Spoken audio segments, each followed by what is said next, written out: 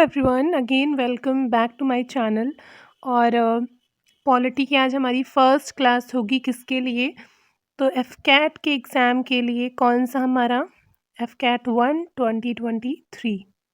ठीक है, तो पॉलिटी आज हम शुरू करेंगे। और एज आई टोल्ड यू कि पॉलिटी की हम 2 क्लासेस करेंगे, 2 पार्ट में आएगी। आज ये आपकी फर्स्ट क्लास है और एक आपकी क्लास और आएगी, तो टोटल 2 क्लासेस होंगी, जिसमें पॉसिबली हम सारे क्वेश्चंस कवर कर लेंगे एफकैट के एग्ज़ाम के लिए, जो आपके एग्ज़ाम में आपसे पूछे जा सकते हैं। किसको लेकर के?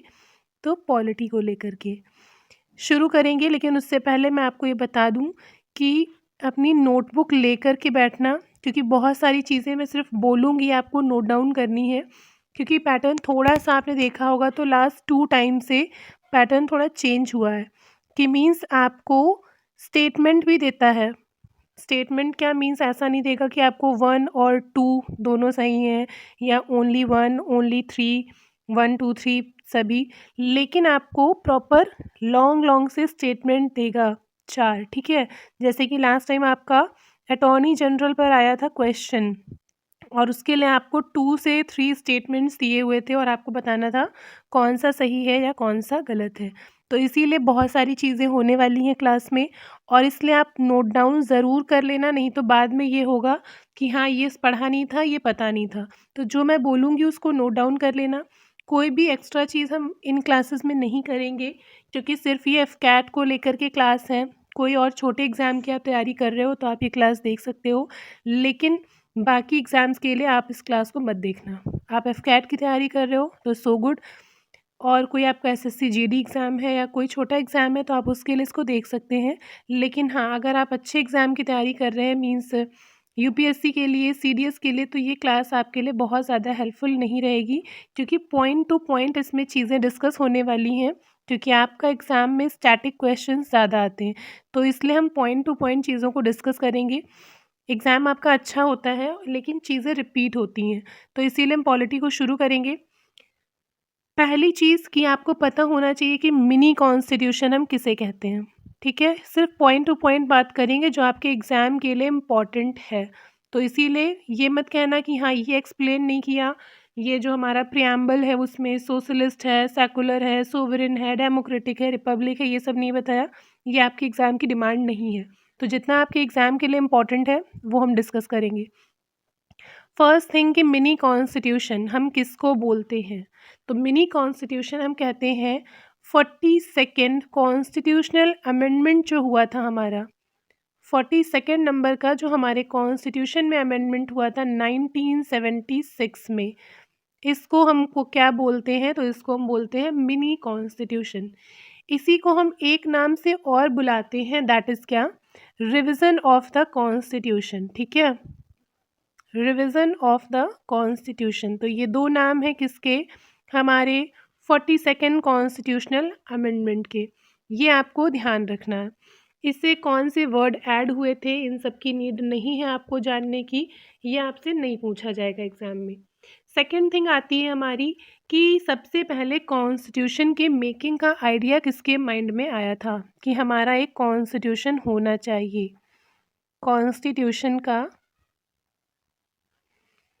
कॉन्स्टिट्यूशन मेकिंग का आइडिया सबसे पहले किसके माइंड में आया था कि हमारा एक संविधान होना चाहिए, हमारा एक कॉन्स्टिट्यूशन होना चाहिए?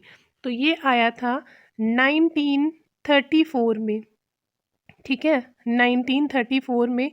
और किसके माइंड में आया था? तो एम.एन. राव। ठीक है, एम.एन. रॉय के माइंड में ये आइडिया सबसे पहले आया था। नेक्स्ट चीज़ हम बात करते हैं कि हमारा जब कॉन्स्टिट्यूशन की मीटिंग शुरू हुई थी तो टेम्परेरी हेड कौन बनाए गए थे? टेम्परेरी तौर पर। ठीक है, टेम्परेरी, सॉरी,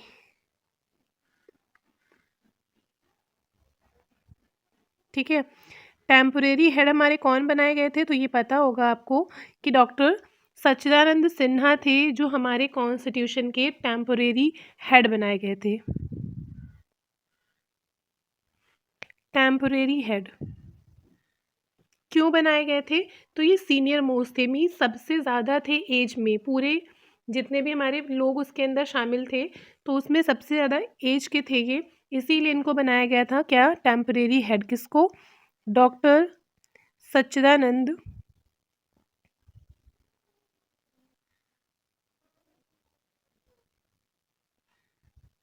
सिन्हा को, ठीक है। और इसके बाद हमारे बने परमानेंट हेड। कब बने? तो 2 दिन बाद ही बन गए थे। ये कब थे? तो 09 दिसंबर, ठीक है। फर्स्ट मीटिंग जब हमारी हुई थी 1946 में, हमारे संविधान के लिए कॉन्स्टिट्यूएंट असेंबली की फर्स्ट मीटिंग 09 दिसंबर 1946 को हुई थी, जिसमें टेम्परेरी हेड के तौर पर बनाए गए थे डॉक्टर सच्चिदानंद सिन्हा। इसके बाद सेकेंड मीटिंग हमारी हुई 11 दिसंबर 1946, मीन्स 2 डेज बाद, और यहाँ से हमें मिले हमारे कौन? Permanent head. और परमानेंट हेड कौन बने थे? तो ये थे हमारे डॉक्टर राजेंद्र प्रसाद, ठीक है। ये दोनों ही क्वेश्चन आपके एग्जाम में आते हैं, डेट नहीं आती है, बट ये आता है कि टेम्परेरी हेड कौन थे और परमानेंट हेड कौन थे, तो ये चीज़ आपको पता होनी चाहिए। अच्छा, हमारा कॉन्स्टिट्यूएंट असेंबली का सिंबल क्या था? मीन्स जो हमारी कॉन्स्टिट्यूएंट असेंबली बनी थी, इस असेंबली का सिंबल क्या रखा गया था? तो इसका सिंबल था हमारा एलिफेंट, ठीक है। कॉन्स्टिट्यूएंट असेंबली का सिंबल क्या था? सिंबल बोल लेते हैं, या कहीं कहीं पर हम लोग इसको सील भी बोल देते हैं, ठीक है। सील या मोहर नहीं होती है, दैट इज। तो ये था हमारा क्या? एलिफेंट, हाथी, ठीक है। ये सभी चीज़ें प्लीज़ आप नोट डाउन करते चलना, इनको स्किप मत करना कि हाँ नोट डाउन नहीं करनी है, ऐसे ही पता है। जो आपको नहीं पता है इसमें से नया मिले आपको, उसको प्लीज़ से प्लीज़ आप नोट डाउन करते चलिएगा। इसके बाद हम बात करेंगे किसकी? तो एक हमारा था ड्राफ्टिंग कमेटी, ठीक है। Drafting committee. अब ड्राफ्टिंग कमेटी कब बनी थी, या ड्राफ्टिंग कमेटी के अंदर कितने मेंबर्स थे, मेंबर के नाम कौन कौन थे, किसकी डेथ हो गई थी तो किसने रिप्लेस किया था, इन सभी चीज़ों की आपको नीड नहीं है। बस इतना पता होना चाहिए कि ड्राफ्टिंग कमेटी के हेड कौन थे। तो ड्राफ्टिंग कमेटी के हेड थे आपके BR अम्बेडकर जी। मीन्स कौन? तो भीमराव अम्बेडकर, ये आपके ड्राफ्टिंग कमेटी के हेड थे।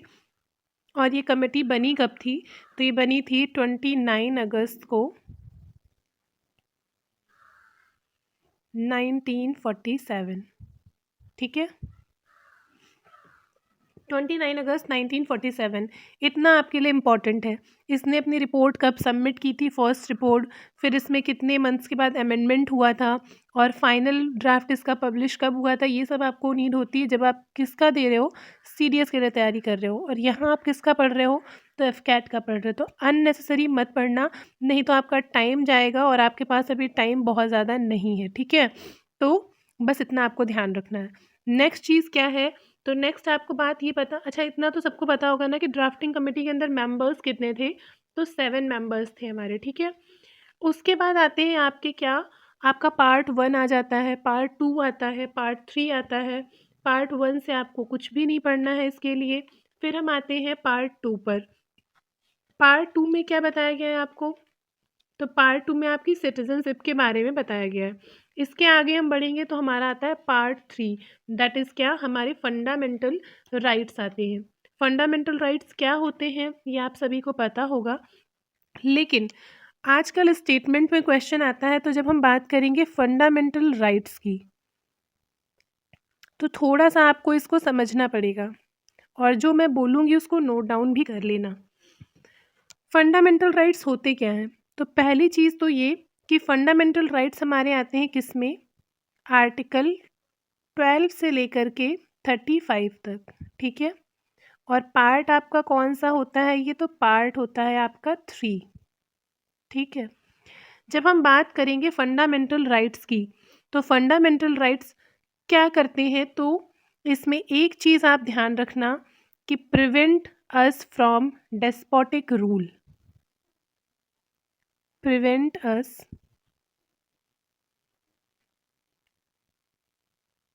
from despotic rule। इसका मतलब क्या हुआ? तो इसका सिंपल सा मतलब ये है कि हमें किससे बचाते हैं, तो तानाशाही से बचाते हैं। मीन्स डेस्पोटिक रूल से, तानाशाही से बचाते हैं कि आपके ऊपर कोई भी डेस्पोटिक रूल नहीं कर सकता, आप पर कोई भी। सेकंड चीज़ क्या होती है? तो इसी में आपको एक सेकंड चीज़ ध्यान रखनी है, दैट इज़ क्या, कि फंडामेंटल राइट्स जो होते हैं वो जस्टिएबल होते हैं नेचर में। जस्टिएबल इन नेचर मीन्स इसका मतलब क्या हुआ? तो इसका मतलब ये हुआ कि अगर आपसे आपका कोई फंडामेंटल राइट छीनता है तो आप उसके लिए कोर्ट जा सकते हैं, और डायरेक्टली कहाँ जा सकते हैं? सुप्रीम कोर्ट जा सकते हैं कि अगर आपका कोई फंडामेंटल राइट वॉयलेट हुआ है, मीन्स आपको उसके लिए जस्टिस मिलेगा। तो जस्टिएबल होते हैं नेचर में। थर्ड पॉइंट आपको इसमें ध्यान रखना है कि फंडामेंटल राइट्स जो होते हैं are not absolute but qualified. ठीक है, are not absolute but qualified. ये आपको क्यों ध्यान रखने, क्योंकि इस स्टेटमेंट में क्वेश्चन आ जाता है कि फंडामेंटल राइट्स के बारे में व्हाट इज़ नॉट करेक्ट। ठीक है, कि फंडामेंटल राइट्स के बारे में कौन सी बात इसमें से सही नहीं है, तो वहाँ पर आपको स्टेटमेंट के फॉर्म में ये यूज़ में आ जाएंगे। इसके अलावा क्या है कि फंडामेंटल राइट्स को और क्या कहा जाता है? तो फंडामेंटल राइट्स को मैग्ना कार्टा भी कहा जाता है। मैग्ना कार्टा क्या होता है? Justiciable in nature, that is Magna Carta. तो फंडामेंटल राइट्स को मैग्ना कार्टा भी बोला जाता है। ठीक है, और फंडामेंटल राइट्स हमने कहाँ से लिए हैं? तो हमने लिए हैं यूएसए के कॉन्स्टिट्यूशन से। ठीक है, यूएसए से हमने इनको लिया हुआ है। इतना आपको फंडामेंटल राइट्स के बारे में ध्यान रखना है। ठीक है, ये चीज़ें आप नोट डाउन कर लेना। अब 12 से लेकर के 35 तक हमारे फंडामेंटल राइट्स हैं, जिसमें 12, 13, 33, 34 और 35 हमारे लॉज होते हैं, कानून होते हैं, और इसके अलावा जो है हमारे वो फंडामेंटल राइट्स होते हैं। ठीक है, फंडामेंटल राइट्स में अब हमारे राइट टू इक्वलिटी के अंदर कितने आते हैं, कौन कौन से आते हैं? No need to study that about your exam. ठीक है, इसको आपको स्टडी नहीं करना है। ध्यान क्या रखना है आपको कि एक हमारा होता है एबॉलिशन ऑफ अनटचेबिलिटी। ठीक है, अस्पृश्यता का अंत, कि ये कौन से आर्टिकल में आता है? एबॉलिशन ऑफ अनटचेबिलिटी, ये किस आर्टिकल के अंदर आता है? ये आपको पता होना चाहिए। तो ये आता है हमारा आर्टिकल 17 में। और हमारा एक कौन सा है? एबॉलिशन ऑफ टाइटल्स, ये किस में आता है?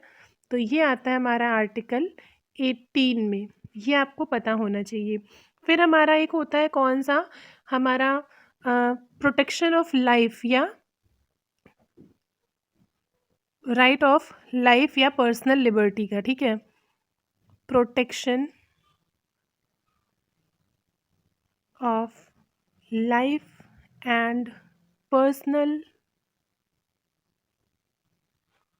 लिबर्टी, ये किस आर्टिकल में आपके आता है? तो ये आता है आर्टिकल 21 में। इसी में एक और आपका आर्टिकल ऐड हो जाता है, कौन सा? तो आर्टिकल 21A।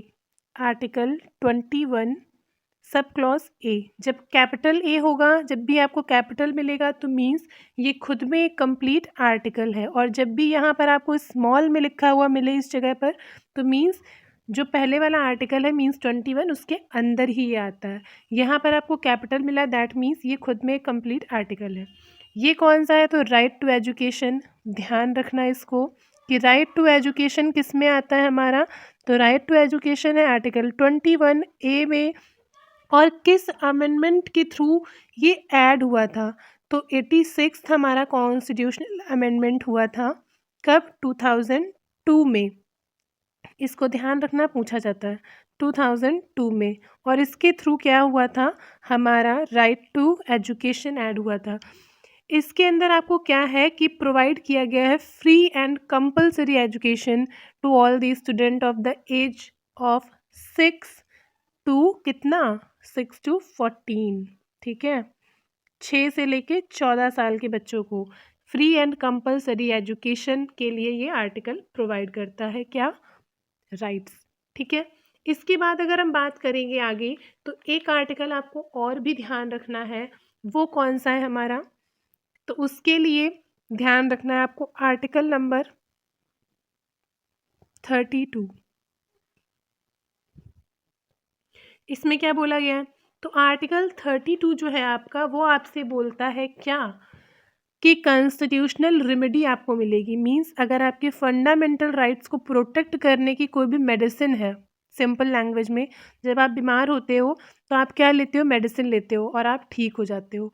तो ऐसे अगर आपके फंडामेंटल राइट्स को कोई वॉयलेट कर रहा है तो उसको प्रोटेक्ट करने की मेडिसिन जो होती है वो इसी आर्टिकल के अंदर आती है, जिसको हम बोलते हैं क्या, रिट्स, ठीक है। मीन्स 31 तक क्या है आपके, 31 तो खैर अब नहीं है, 30 तक मानो, 30 तक क्या है आपके फंडामेंटल राइट्स हैं कि आपको मौलिक अधिकार क्या क्या मिले हैं। फिर 31 आपका गायब है, कहाँ गायब है वो हम बात करेंगे भी। फिर आता है आपका 32, तो 31 मीन्स 30 तक जो आपने फंडामेंटल राइट्स आपको मिले हुए हैं कि आपका राइट है पढ़ने का, आपको कोई पढ़ने नहीं दे रहा है तो आप उसके खिलाफ सुप्रीम कोर्ट जा सकते हो। आपसे कोई मीन्स किसी भी गलत टोन में या वल्गर लैंग्वेज में या किसी भी तरह से गलत बात नहीं बोल सकता है। अगर वो आपसे इस तरह की लैंग्वेज यूज़ कर रहा है तो भी आप फंडामेंटल राइट्स आपका वॉयलेट हो रहा है, आप सुप्रीम कोर्ट जा सकते हो। ये सभी चीज़ें होती हैं। मीन्स कहीं से भी अगर आपको लगता है कि आपका बोलने का, राइट टू स्पीक का, राइट टू फ्रीडम का, इक्वलिटी का, किसी भी चीज़ का वायलेशन हो रहा है तो आप फंडामेंटल राइट्स के वायलेट होने के लिए कहाँ जा सकते हैं, सुप्रीम कोर्ट जा सकते हैं। तो 30 तक तो आपके फंडामेंटल राइट्स क्या क्या हैं ये आपको बताया गया है कि हाँ भाई ये चीज़ें वायलेट होंगी तो आप जा सकते हो, ताकि आपको पता तो हो हाँ कि किस लिए जाना है, नहीं तो कुछ भी हुआ आप सीधे चले गए। तो ये आपको बताया गया कि हाँ आपका क्या क्या क्राइटेरिया है फंडामेंटल राइट्स का। अब वो वॉयलेट हुए हैं तो उनके लिए आप 32 से जा सकते हैं कहाँ, सुप्रीम कोर्ट। तो आर्टिकल 32 क्या देता है, हमें राइट देता है कॉन्स्टिट्यूशनल रेमेडीज़ का, मीन्स उपचार का। तो राइट टू कॉन्स्टिट्यूशनल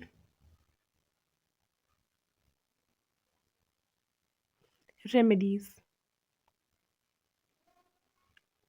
अब यहाँ पर एक क्वेश्चन बनता है, इतना सारा बताने का मतलब क्या था, इतना सारा बताने का मतलब ये था कि आपके एग्ज़ाम में क्वेश्चन आता है कि heart and soul of the constitution किसे बोलते हैं, heart and soul of the constitution,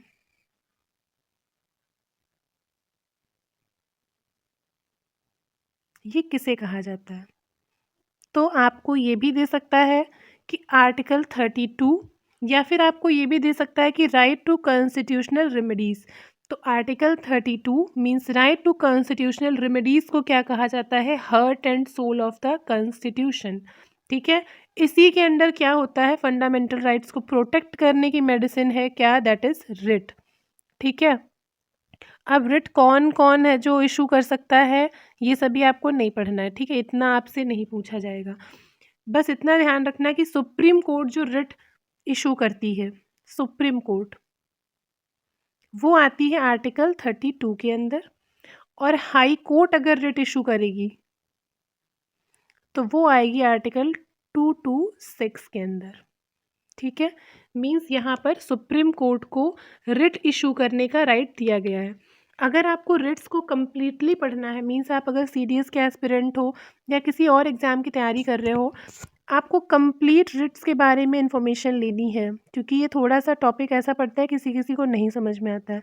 तो मेरा वीडियो पड़ा हुआ है चैनल पे पहले, लगभग मार्च या अप्रैल का वीडियो होगा, ठीक है, आप देखोगे तो उसमें आपको पॉलिटी का, इंडियन पॉलिटी से एक प्लेलिस्ट मिलेगी, उसमें आपको रिट का कंप्लीट वीडियो मिलेगा जिसमें पांचों रिट्स को बहुत अच्छे से समझाया गया है, ठीक है।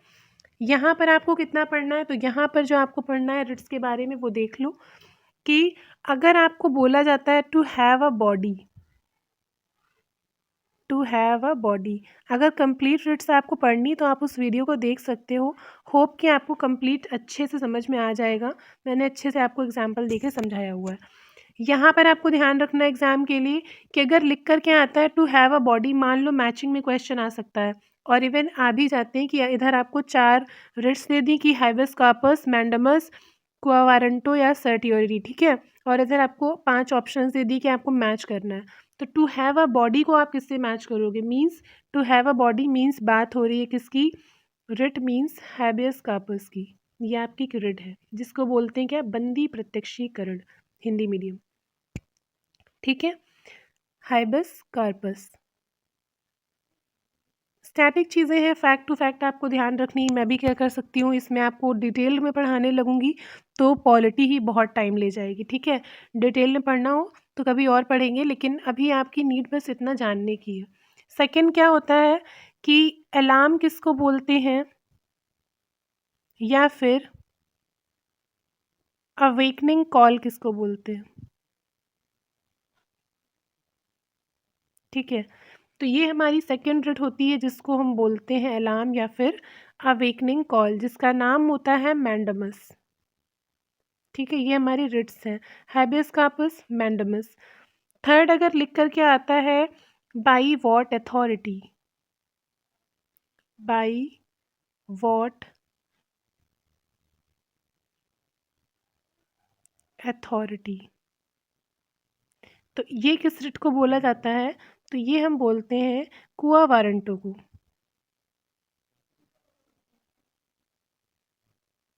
ठीक है। फिर आती है हमारी क्या, अच्छा सर्टी, और हाँ, अगर लिख कर के आपको स्टेटमेंट मिलता है क्या, इशूड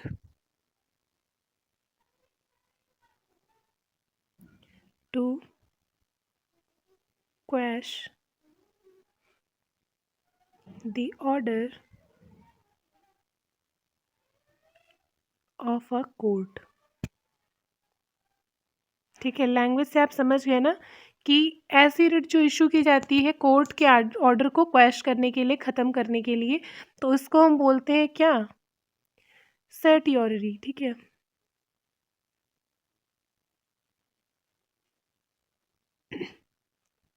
अब जब ऑर्डर को क्वैश करने की बात हो रही है तो मीन्स ऑर्डर दिया जा चुका है, तो ये होती है after decision.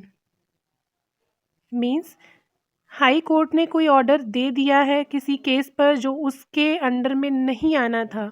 Means high court ने कोई ऑर्डर दे दिया किसी केस के ऊपर जो केस हाई कोर्ट के अंडर में नहीं था, तो उस ऑर्डर को क्वैश करने के लिए, ख़त्म करने के लिए जो रिट होगी वो होती है सर्टियोरी। और ये ऑर्डर के बाद है इसलिए आफ्टर डिसीजन है। वहीं पर होती है एक कौन सी हमारी, before decision, before decision. Means high court के पास कोई केस गया, ऐसा केस गया जो उसके लिमिटेड एरिया में, उसके पावर्स के अंदर नहीं आता है, तो यहाँ पर जो उससे हायर कोर्ट होगा, मीन्स सुप्रीम कोर्ट होगा, वो रिट जारी करेगा कि ये केस आपके अंडर नहीं आएगा, ये आप मुझे दे दो। तो यहाँ पर ये होगी before decision, means high court ने अपना डिसीजन नहीं सुनाया और उससे पहले ही सुप्रीम कोर्ट ने इसे अपने पास बुला लिया, तो ये होता है प्रोहिबिशन, ठीक है। ये आपकी 5 रिट्स हो गई। आपको इसमें इतना ही ध्यान रखना है कि किसको बोलते हैं to have a body, by what authority, यही सब चीज़ें आपको ध्यान रखनी है। नेक्स्ट हम बात करेंगे डीपीएसपी की। डीपीएसपी इसकी फुल फॉर्म क्या है? That is directive principles of state policy. Article number कौन सा कवर करते हैं ये? तो आर्टिकल कवर करते हैं ये 36 से लेकर के 51 तक। और किस पार्ट में आते हैं? ये पार्ट आता है आपका पार्ट नंबर 4, ठीक है, पार्ट 4। डीपीएसपी होते क्या हैं? तो ऐसे प्रिंसिपल्स होते हैं जिसके थ्रू गवर्नमेंट जो होती है उसको लॉज या कानून बनाने में मदद मिलती है, हेल्प मिलती है। मींस इसकी फुल फॉर्म क्या है? तो फुल फॉर्म है इसकी directive principle of state policy. Means राज्य के नीति निर्देशक तत्व। मीन्स अगर किसी स्टेट को अपनी पॉलिसीज़ बनानी है, अपने प्रिंसिपल्स को बनाना है, तो वो यहाँ से देख करके, मीन्स ये जो 36 से 51 तक दिए हुए हैं आर्टिकल, इनको देख करके अपने स्टेट में, अपने प्रॉपर एरिया में रूल्स और रेगुलेशंस को, प्रिंसिपल्स को इम्प्लीमेंट कर सकती है। तो उसको यहाँ से पढ़ कर के हेल्प मिलेगी। मीन्स कि आपको मान लीजिए पॉलिटी आती है पहले से, ठीक है, फॉर एग्जांपल कि आपको पॉलिटी आती है, लेकिन आपने सोचा कि हाँ यूट्यूब पर कोई क्लास देखेंगे तो मेरा रिवीजन भी हो जाएगा और हो सकता है मुझे थोड़ी सी नई चीज़ मिले, थोड़ी सी हेल्प भी मिल जाए मेरे एग्ज़ाम को क्लियर करने में। तो सेम ये किसके लिए होता है? गवर्नमेंट के लिए होता है, स्टेट गवर्नमेंट के लिए होता है कि गवर्नमेंट जब कोई भी रूल्स या रेगुलेशंस को बनाती है, लॉज को बनाती है, अपने कानून को बनाती है, तो उससे बोला जाता है कि इन डीपीएसपी की आप हेल्प ले सकते हो। इनसे क्या है कि आपको अपने रूल्स और रेगुलेशंस को, लॉ को बनाने में, लॉ मेकिंग में हेल्प मिलेगी। तो इसके लिए आपको स्टेटमेंट क्या ध्यान रखना, इतनी मैंने रामायण बोली, उसका मतलब सिर्फ ये था कि आपको ध्यान रखना है कि प्रिंसिपल्स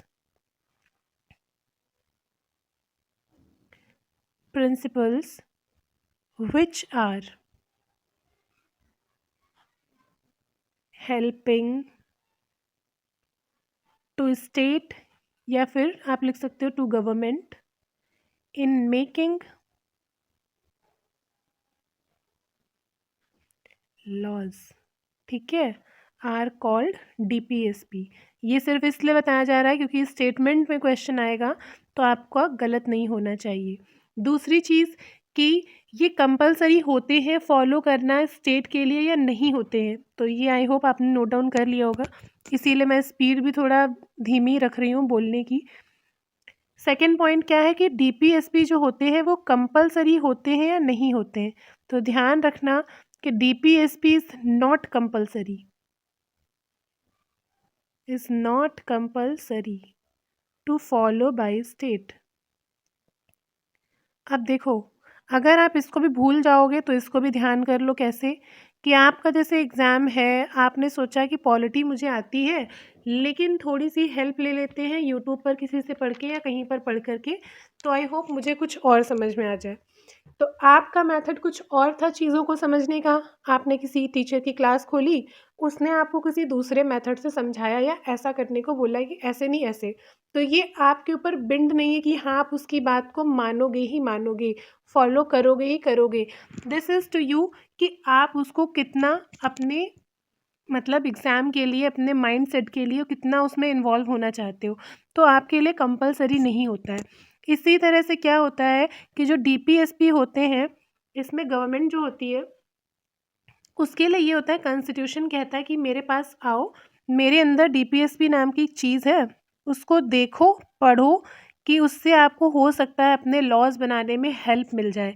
लेकिन ये आपके ऊपर है, दिस इज़ टू यू कि आप उससे कितना इन्वॉल्व अपने अंदर करना चाहते हो। मीन्स कंपलसरी नहीं है, ऐसा नहीं कि आपने कॉन्स्टिट्यूशन मुझे खोला और मेरे अंदर डीपीएसपी को देखा और फिर ये कंपलसरी हो गया कि हाँ भाई अब आपको ये 36 से लेकर के 51 तक की चीज़ें फॉलो करनी ही करनी पड़ेंगी, ऐसा नहीं है। ये आपके ऊपर है कि आप इसको कितना फॉलो करते हो। तो मीन्स ये नॉट कंपलसरी, ये स्टेटमेंट आपके एफकैट के एग्ज़ाम में पूछा जा चुका है, ठीक है। नेक्स्ट थिंग कि डीपीएसपी को हमने कहाँ से लिया हुआ है, तो हमने इनको लिया हुआ है आयरिश के कॉन्स्टिट्यूशन से। आयरिश मीन्स इसको क्या बोलते हैं? आयरलैंड। आयरलैंड के कॉन्स्टिट्यूशन से हमने इसको लिया है। अच्छा, आयरलैंड ने भी इसको किसी और कॉन्स्टिट्यूशन से लिया है, तो आयरलैंड ने डीपीएसपी को लिया है कहाँ से? स्पेन के कॉन्स्टिट्यूशन से, स्पेनिश कॉन्स्टिट्यूशन से, ठीक है। स्पेनिश कॉन्स्टिट्यूशन से आयरलैंड ने इनको लिया हुआ है। नेक्स्ट थिंग कि जब डीपीएसपी और फंडामेंटल राइट्स साथ होते हैं, बोथ टुगेदर मींस इनके कॉम्बिनेशन को, डीपीएसपी प्लस फंडामेंटल राइट्स के कॉम्बिनेशन को हम क्या बोलते हैं? तो इसको हम बोलते हैं soul of the Indian constitution. Soul of the Indian constitution. अभी हमने क्या चीज़ पढ़ी थी? Heart and soul of the constitution. तो वो क्या था? जल्दी से रिकॉल करो। वो था हमारा आर्टिकल 32 कॉन्स्टिट्यूशनल रेमेडीज़। ये क्या है? Soul of the Indian constitution. और इसे क्या बोला जाता है? तो और इसे बोलते हैं conscience of the Indian constitution. ठीक है, तो ये है आपका किसके बारे में, डीपीएसपी के बारे में। नेक्स्ट थिंग, आपने फंडामेंटल राइट्स में क्या पढ़ा था कि फंडामेंटल राइट्स जो होते हैं वो जस्टिएबल होते हैं नेचर में। मींस अगर कोई आपके फंडामेंटल राइट्स को वॉयलेट कर रहा है, आपसे आपका राइट छीन रहा है, तो आप उसके लिए सुप्रीम कोर्ट जा सकते हैं। अभी मैंने पढ़ाया था ना इतना पूरा लंबा सा कि जस्टिएबल इन नेचर का मीन्स क्या हुआ कि आपके फंडामेंटल राइट्स को कोई वॉयलेट कर रहा है तो आप सीधे सुप्रीम कोर्ट जा सकते हैं। ये मतलब है जस्टिएबल इन नेचर। ये होते हैं नॉन जस्टिएबल इन नेचर। मीन्स अगर आपके डीपीएसपी को कोई वॉयलेट कर रहा है तो आप उसके लिए सुप्रीम कोर्ट नहीं जा सकते हैं। ये आपको ध्यान रखना होगा कि ये नॉन जस्टिएबल होते हैं नेचर में। फॉर स्टेटमेंट ये इम्पॉर्टेंट चीज़ है जो आपको ध्यान में रखनी होगी। इसके आगे बढ़ेंगे तो एक और चीज़ आती है, क्या क्या की बात होती है, विलेज पंचायत। तो विलेज पंचायत कौन से आर्टिकल में आती हैं?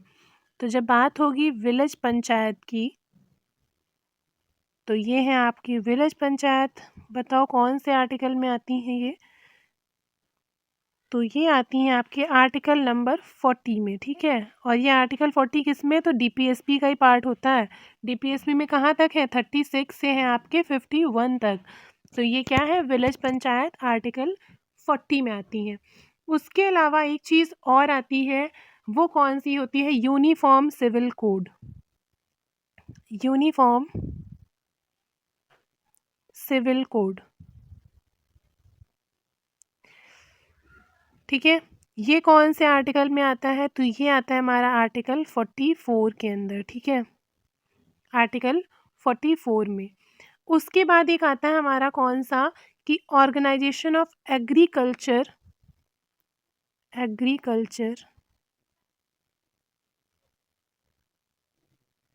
And animal husbandry.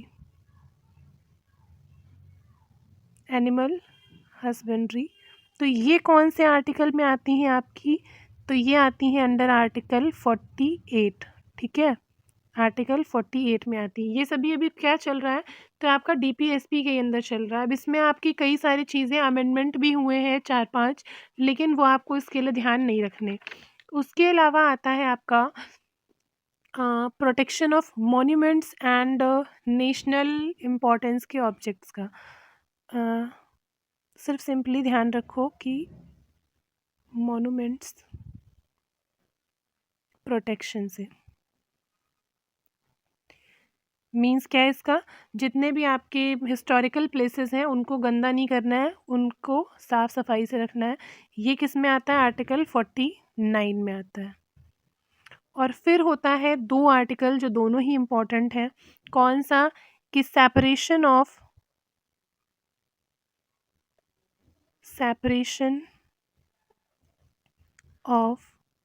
Judiciary from executive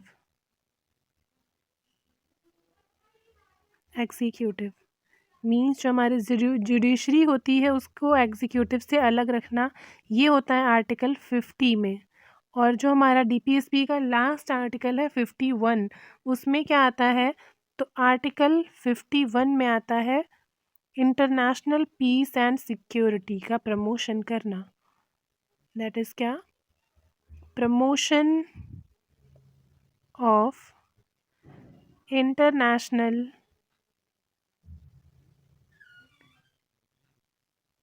piece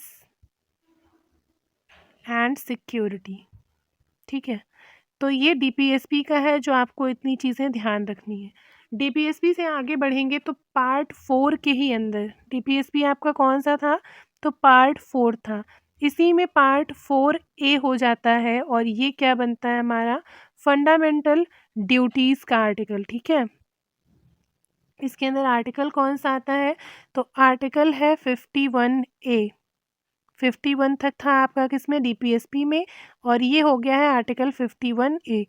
तो पार्ट 4A आर्टिकल 51A क्या कहलाता है? तो यही कहलाती है हमारी क्या? Fundamental duties. Fundamental duties. अब तो क्वेश्चन ये है कि फंडामेंटल ड्यूटीज़ पर क्वेश्चन आने लगा है कि ड्यूटीज़ के प्रॉपर एक्सप्लेन करके आपको दिया जाएगा जो 11 आपकी ड्यूटीज़ हैं और आपको बताना है कि कौन सी एक ड्यूटी नहीं है। तो मेक श्योर कि आपने एक बार फंडामेंटल ड्यूटीज़ भी पढ़ी हो।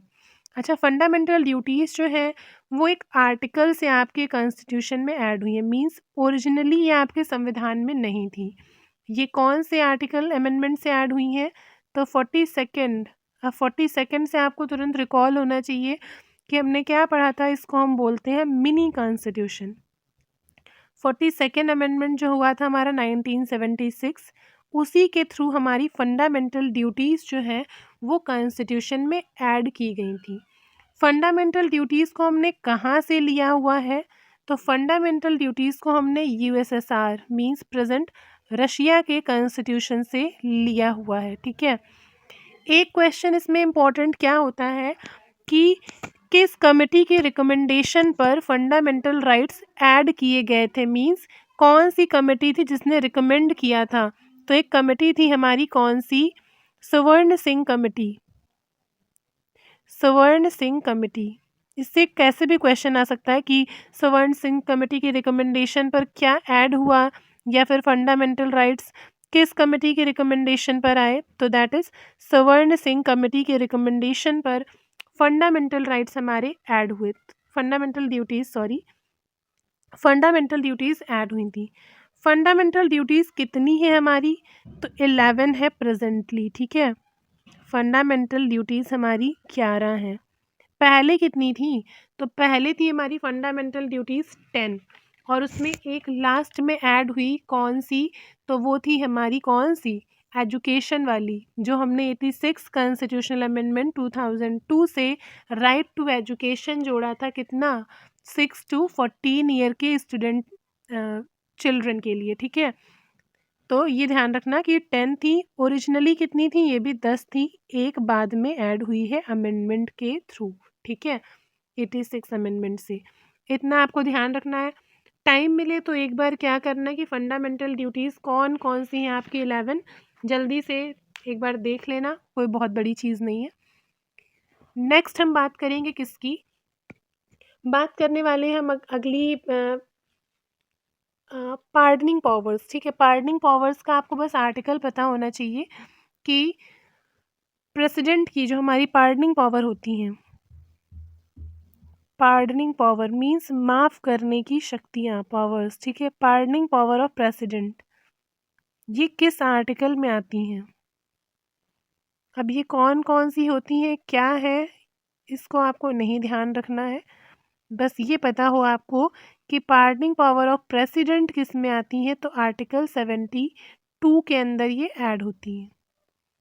क्या? कि राष्ट्रपति की माफ़ करने की शक्तियाँ। नेक्स्ट चीज़ है, जब राष्ट्रपति की बात हो रही, प्रेसिडेंट की बात हुई है, तो प्रेसिडेंट का इलेक्शन होता है, ये सभी को पता है। प्रेसिडेंट का इम्पीचमेंट होता है, ये भी सभी को पता है। अगर बात करेंगे इम्पीचमेंट ऑफ प्रेसिडेंट, तो प्रेसिडेंट का इम्पीचमेंट मीन्स उसको उसकी पोजीशन से हटाना, अपने पद से हटाना। तो इम्पीचमेंट जो होता है प्रेसिडेंट का, वो किस आर्टिकल में होता है? तो आर्टिकल 61 से प्रेसिडेंट का इम्पीचमेंट होता है, ये ध्यान रखना। क्या? Impeachment of president. ठीक है, प्रेसिडेंट का किस में होता है? आर्टिकल 61 में होता है। उसके अलावा इलेक्शन जो होता है प्रेसिडेंट का, वो किस आर्टिकल में होता है?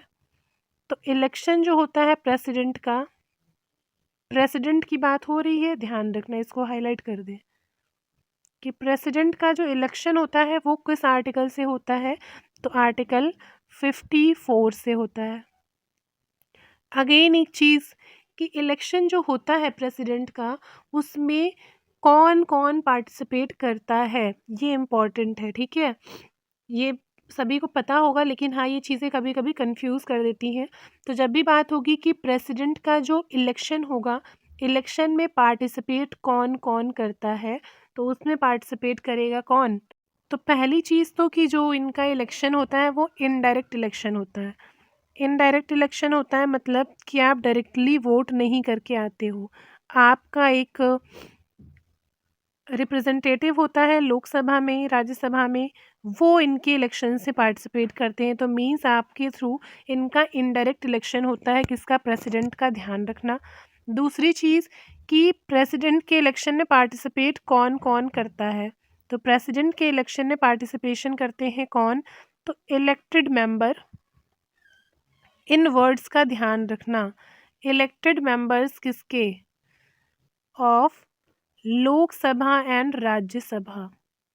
अब ये क्यों लिखा गया elected members of Lok Sabha and Rajya Sabha? तो आपको पता होना चाहिए कि राज्यसभा जो होती है उसकी स्ट्रेंथ कितनी होती है। तो राज्यसभा की स्ट्रेंथ है 250 की, जिसमें से क्या होता है 238 एक तरफ और 12 एक तरफ।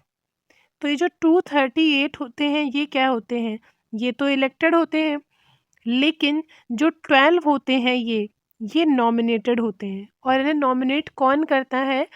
प्रेसिडेंट ही करता है। तो नॉमिनेटेड होते हैं, इसीलिए ये प्रेसिडेंट के इलेक्शन में पार्टिसिपेट नहीं करते हैं। नॉमिनेटेड क्या?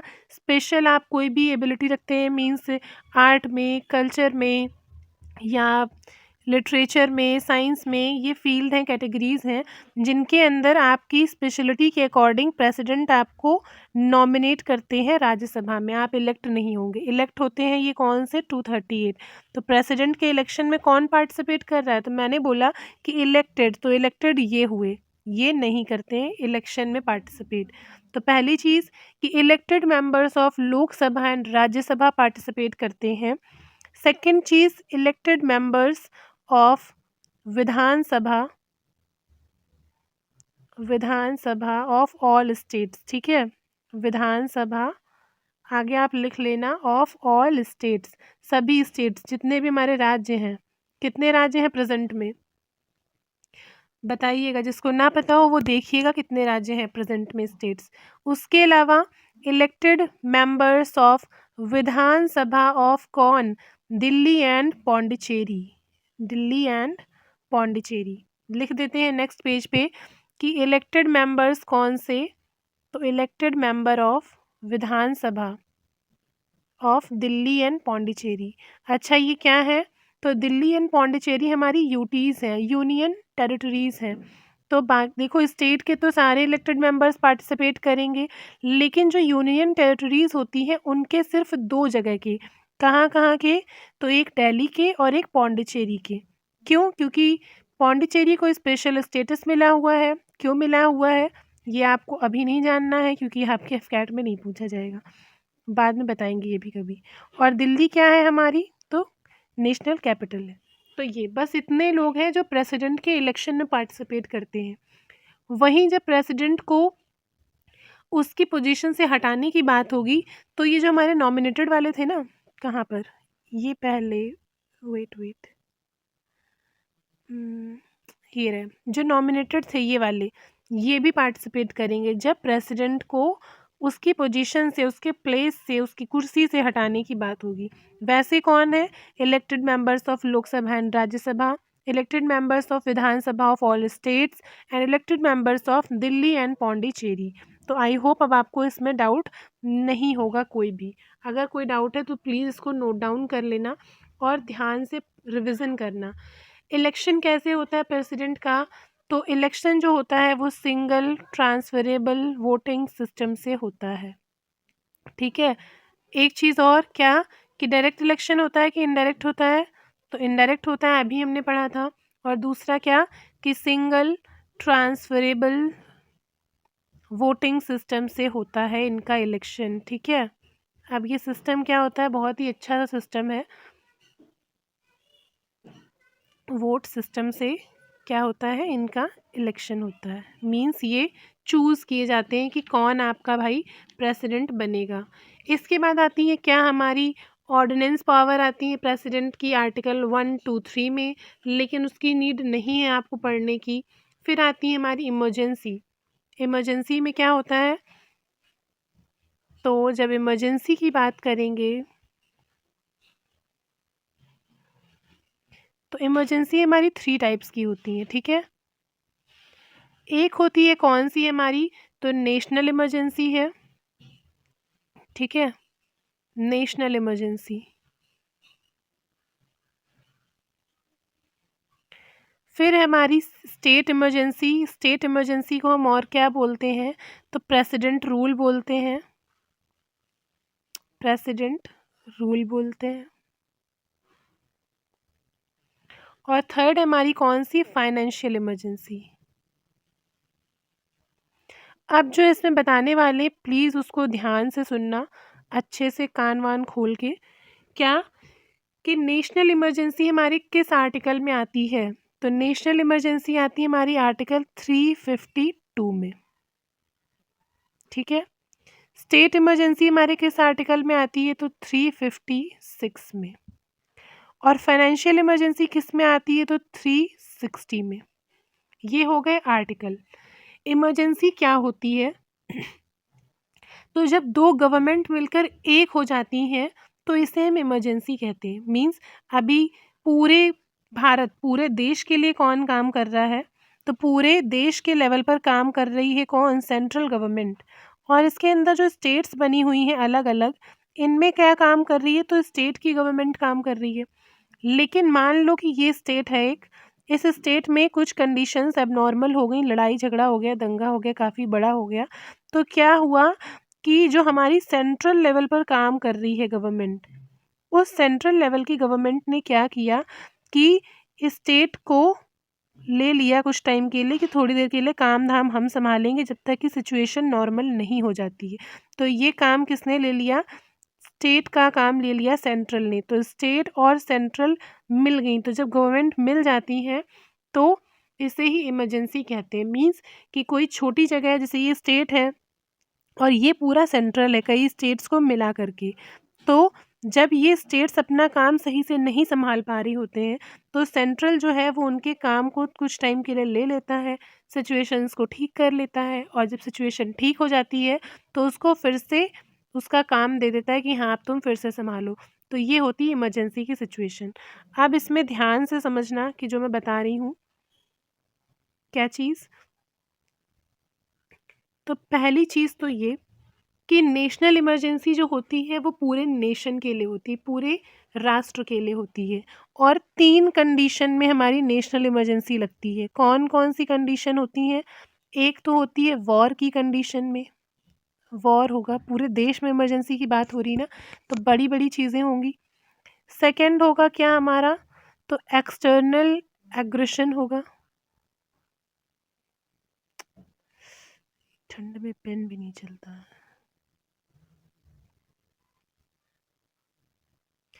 सेकंड होता है हमारा क्या, तो एक्सटर्नल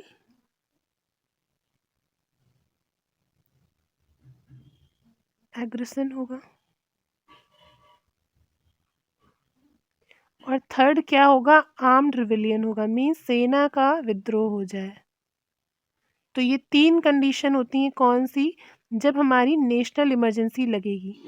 नेशनल इमरजेंसी के लिए ध्यान रखना कि नेशनल इमरजेंसी लगने का जब अनाउंसमेंट होता है, इसको नोट डाउन करना जो मैं बोल रही हूँ, कि नेशनल इमरजेंसी के लगने का जो अनाउंसमेंट होता है, अनाउंसमेंट के 1 मंथ के ही अंदर, 1 मंथ के अंडर में लोकसभा और राज्यसभा दोनों हाउस से स्पेशल मेजॉरिटी से बिल पास होना चाहिए, स्पेशल मेजॉरिटी से बिल पास होना चाहिए, ठीक है।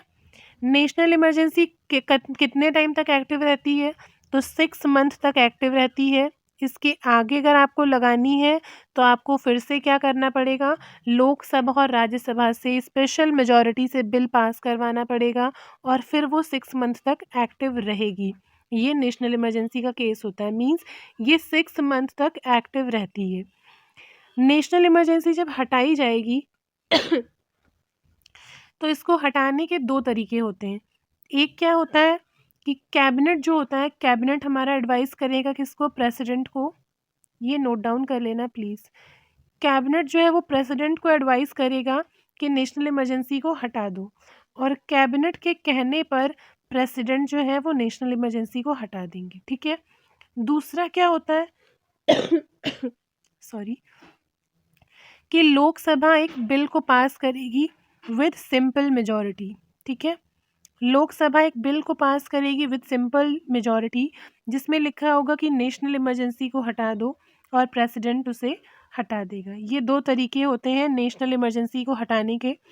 लोकसभा का रेवोकेशन में कोई भी रोल नहीं होता है। मीन्स नेशनल इमरजेंसी को हटाने में लोकसभा का कोई रोल नहीं होता है। ये तीनों पॉइंट आपके नोट डाउन होने ही होने चाहिए, ठीक है? आपको हर एग्ज़ाम के लिए इम्पोर्टेंट है, ठीक है? तो और कितने मंथ के लिए एक्टिव रहती है? 6 मंथ के लिए एक्टिव रहेगी। 1 मंथ के अंदर ही अगर नेशनल इमरजेंसी लगी है तो लोकसभा राज्यसभा से स्पेशल मेजॉरिटी से बिल पास होना चाहिए। सेकंड बात आती है किसकी? तो सेकंड आती है हमारी किसकी? स्टेट इमरजेंसी की या फिर प्रेसिडेंट रूल की। तो ये किस आर्टिकल में आएगा? तो आर्टिकल 356 के अंदर आता है। और इसका क्या सीन है? इसमें क्या होता है, कैबिनेट की एडवाइस पर प्रेसिडेंट बाउंड होता है इमरजेंसी लगाने के लिए। लेकिन प्रेसिडेंट के इमरजेंसी लगाने के अंदर ही अंदर क्या होता है, इसमें 2 मंथ के अंदर, 2 मंथ में, ये किसकी बात हो रही है? स्टेट इमरजेंसी की, प्रेसिडेंट रूल जिसको कहते हैं। 2 मंथ के अंदर लोकसभा और राज्यसभा से सिंपल मेजॉरिटी से बिल पास होना चाहिए। ये डिफरेंस है। इस तरह से क्यों बता रहे हैं? ताकि आपको बिल्कुल ध्यान रहे हमेशा के लिए। ऐसे आप पढ़ोगे बहुत टाइम लेंगी ये चीज़ें। ये मैंने शॉर्ट में चीज़ें बनाई हैं जो सिर्फ आपको हेल्प कर सकें और आपका कोई टेंशन नहीं बढ़ाएंगी, ठीक है? तो इसमें क्या था नेशनल इमरजेंसी में कि 1 मंथ के अंदर लोकसभा राज्यसभा से स्पेशल मेजॉरिटी से बिल पास हो। स्टेट इमरजेंसी में क्या है कि 2 मंथ के अंदर ही सिंपल मेजॉरिटी से लोकसभा राज्यसभा से बिल पास होना चाहिए। और इसे भी क्या होता है, 6 मंथ के बाद में दोबारा से एक्टिव करवाना पड़ता है, ठीक है? 6 मंथ के बाद दोबारा से एक्टिव करवाना पड़ता है। मैक्सिमम टाइम लिमिट क्या होती है? तो स्टेट इमरजेंसी 3 साल तक लगाई जा सकती है, ठीक है? ये हो गया स्टेट इमरजेंसी का। इसको कैसे हटाते हैं? तो कैबिनेट के एडवाइस करने पर प्रेसिडेंट जो है वो हटा देगा स्टेट इमरजेंसी को, बिना किसके? लोकसभा और राज्यसभा के अप्रूवल के। एनी प्रॉब्लम इसको समझने में किसी को? थर्ड आती है हमारी कौन सी? Financial emergency. जब बात होगी फाइनेंशियल इमरजेंसी की तो ये किसके अंदर आती है? तो आर्टिकल 360 में आती है। फाइनेंशियल इमरजेंसी जब लगती है तो प्रेसिडेंट के लगाने के 2 मंथ के अंदर लोकसभा राज्यसभा से स्पेशल सिंपल मेजॉरिटी से पास होनी चाहिए। कैसी? जैसे आपकी स्टेट इमरजेंसी में हो रहा था, ठीक है? स्टेट इमरजेंसी में था 2 मंथ के अंदर सिंपल मेजॉरिटी से पास हो। सेम एज इट इज़ आपका किस में है? फाइनेंशियल इमरजेंसी में, कि 2 मंथ के अंदर, लगने के 2 मंथ के अंदर सिंपल मेजॉरिटी से लोकसभा और राज्यसभा से पास होना चाहिए। बट इसमें क्या है कि स्टेट इमरजेंसी की तरह और नेशनल इमरजेंसी की तरह इसे हर 6 मंथ के बाद दोबारा से अप्रूव कराने की ज़रूरत नहीं है। ये तब तक लगी रहेगी जब तक कि फाइनेंशियल क्राइसिस दूर नहीं हो जाते हैं, ठीक है? इतने में किसी को कोई डाउट, कोई समस्या नहीं होगी, ठीक है? इतना हो गया। इसके बाद एक चीज़ और समझ लो आज के लिए, वो क्या है? तो एक नहीं, 2 चीज़ें और समझ लो आज के लिए। वो 2 चीज़ें क्या है? एक तो है आपका मनी बिल। मनी बिल किस आर्टिकल में आता है? बस इतना समझ लो कि मनी बिल का आर्टिकल कौन सा है। तो आर्टिकल 110, 110, ये आर्टिकल किसका है? आपके मनी बिल का है। मनी बिल किस आर्टिकल में आएगा? तो मनी बिल आता है आपके आर्टिकल 110 के अंदर। वहीं पर एक होती है चीज़ क्या? जॉइंट सेशन, ठीक है? जॉइंट सेशन होता है, जानते हैं ना आप जॉइंट सेशन क्या होता है? जब लोकसभा और राज्यसभा दोनों साथ में होते हैं तो उसे हम बोलते हैं जॉइंट सेशन। दोनों की साथ में क्या होती है? मीटिंग होती है, दैट इज़ जॉइंट सेशन होता है। और जॉइंट सेशन जो होता है वो हमारा किस आर्टिकल में आता है? तो जॉइंट सेशन जो होता है वो आता है आर्टिकल 108 में, ठीक है? आप जॉइंट सेशन में ध्यान रखना कि ये एक ऐसी मीटिंग होती है जिसे बुलाता कौन है? तो प्रेसिडेंट बुलाता है, ठीक है? ये क्वेश्चन आता है कि इसे बुलाता कौन है? प्रेसिडेंट बुलाता है। लेकिन इसे प्रिसाइड कौन करता है? तो लोकसभा का स्पीकर करता है, स्पीकर ऑफ लोकसभा, ठीक है। मीन्स इस मीटिंग को हेड कौन करेगा, मीन्स लोकसभा और राज्यसभा जब किसी बिल पर एग्री नहीं करते, मीन्स लोकसभा का थॉट कुछ और है किसी बिल को लेकर के, वहीं पर राज्यसभा का कुछ और है, तो इन दोनों के बिल पर एग्री ना होने की कंडीशन में प्रेसिडेंट जो होता है वो जॉइंट सेशन बुलाता है, और प्रेसिडेंट के कहने पर जॉइंट सेशन बुलाया जाता है। लेकिन इस मीटिंग की प्रिसाइड कौन करता है, अध्यक्षता कौन करता है, तो स्पीकर ऑफ लोकसभा करता है। ये चीज़ आपको ध्यान रखनी है, ठीक है। तो ये थी आज की आपकी पॉलिटी की क्लास। होप कि आपको ये चीज़ें समझ में आई होंगी, आपने नोट डाउन की होंगी अपनी नोटबुक के अंदर, ठीक है। और अभी इसका एक पार्ट और आपका आएगा पॉलिटी का, रिगार्डिंग किसके लिए, आपके एफकैट के एग्ज़ाम के लिए। तब तक इन चीज़ों का रिवीजन करना। नेक्स्ट आपकी किसकी क्लास होगी, सिंपल इंटरेस्ट की, हमने एक क्लास की थी, नेक्स्ट क्लास होगी आपकी सिंपल इंटरेस्ट की। तब तक के लिए सभी को जय हिंद, मिलते हैं नेक्स्ट वीडियो में।